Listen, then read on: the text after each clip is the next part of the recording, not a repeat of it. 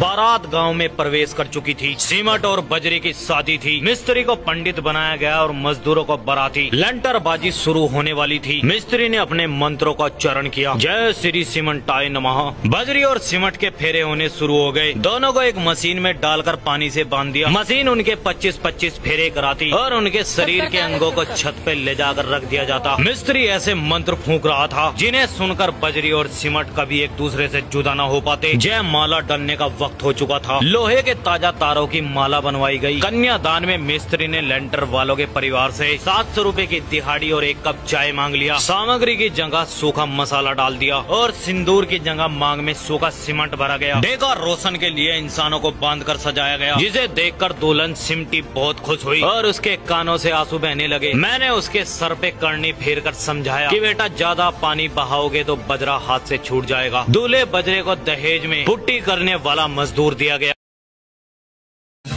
आज बड़ खबर, बिना निमंत्रण अतिथि होई भोजी खाउथबा व्यक्ति जनक आज धरा पड़िले। हाँ आज्ञा, आपण माने ठीक सुनिचंती।